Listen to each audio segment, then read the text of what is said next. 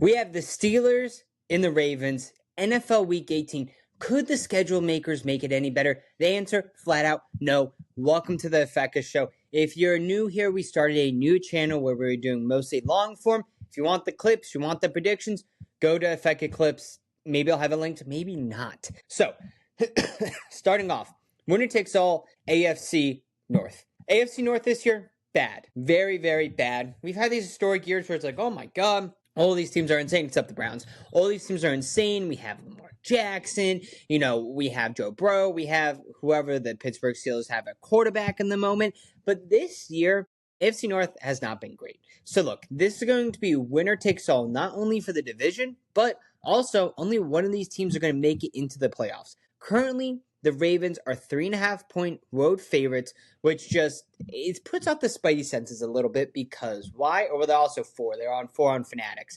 Why? Because it's Tomlin at home. There's going to be stuff to get to. There's going to be things to back that up. But that just makes me a little bit wishy-washy. If you look at it, it seems like a lot of people are taking this Baltimore money, taking this Baltimore line. Now, before we get into it, don't forget, like and subscribe. So, Baltimore, they seem pretty much dead.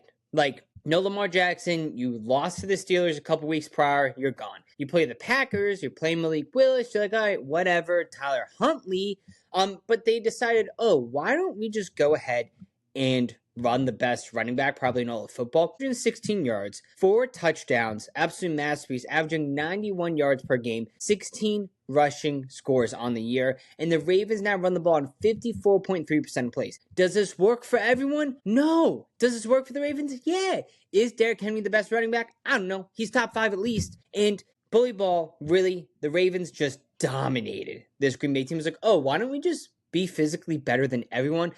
41-24, held the ball for 40 minutes. When you run, you get to tire out their defenses. And sure, trying to get Bijan Robinson on the ground or Jahmyr Gibbs, that's tough. I just coughed. That's tough. But in the reality of it all, is it tougher than trying to open up a pack of Gushers with your hands slightly greased up from a peanut butter and jelly sandwich? No. Derrick Henry, on the other hand, you're taking those hits, and it's going to add up. It's going to make you slow to really go ahead and defend the ball. Here is the thing, though.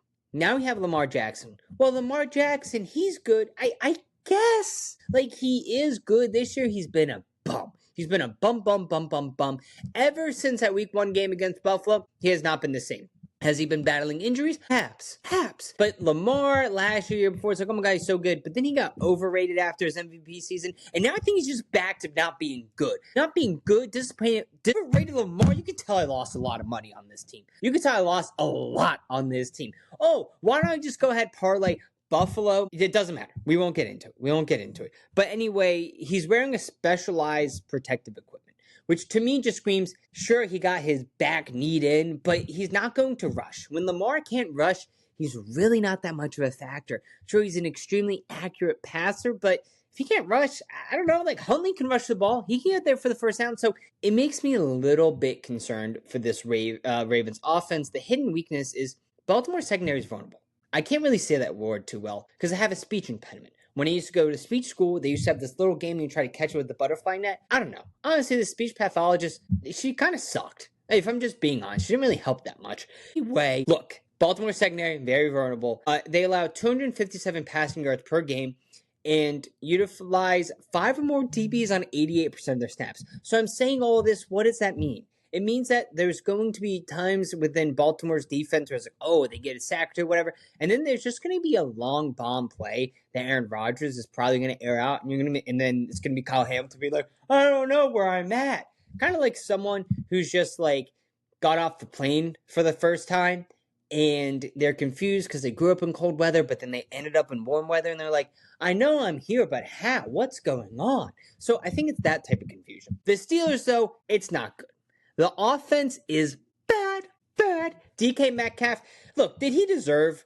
You should never hit a fan. But also, if there was I'm going to stay out of it. I'm going to stay out of it because we don't know what the fan really said to him. Could have been really bad things? Yeah. Should it have resulted into violence? No, it should not have. But look, wait, is DK Metcalf back tonight? Because then that just changes the entire game. Yeah, no, wait, no. He's not playing tonight. Okay, I don't know why my notes just said that for a second. That doesn't matter, though. But DK Metcalf, you kind of let the whole team down. There's no one else to catch the ball. TJ Watt, he's back. So that's a huge lift for this defense, is you'll be able to get pressure on Lamar, especially if Lamar isn't running. I mean, the Steelers without Watt are 1-11 over the past 2 years. When he's on the field, sack rate jumps up, poison quarterbacks, ratings drop by 15 points. What does that mean? It means they're scared of him. It means they're scared of him. Kind of like just like a cow seeing him whenever he's hungry, because that boy has to eat a lot of meat. Right? If you tell me TJ Watt's a vegetarian, I'm going to tell you to go home and cry. So, TJ Watt, he's going to be the difference maker for the Steelers defense. The Rodgers, right? He is the factor. Unique this year. He's not really had that much of a depth of target, but the secondary is bad. So he might be able to catch them going deep, maybe sometimes, right?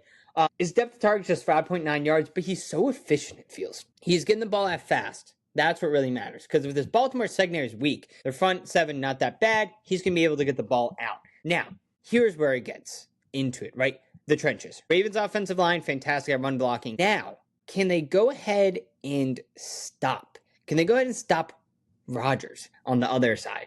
I don't think so. I don't think they're great at sacks. They're bottom tier. So as I'm speaking this through, I'm kind of liking the over as well. It's set at 40.5 right now.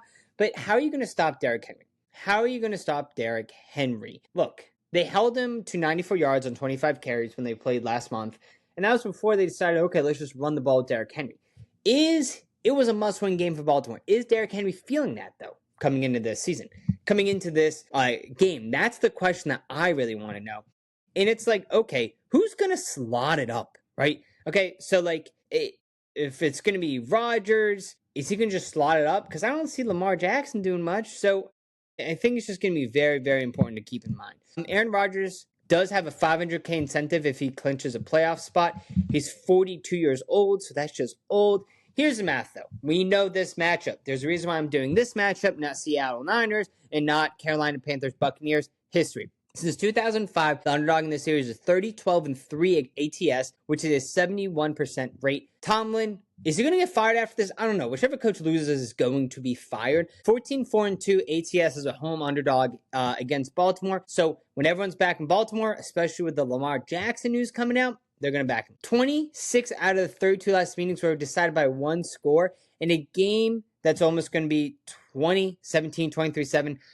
The hook, right? The 4, the 3.5s out there. I haven't seen it got down to 3 yet. That's what's important. My final prediction for this game is, hey, as long as you can get the hook at the 3.5, I will go ahead and back Steelers in this spot.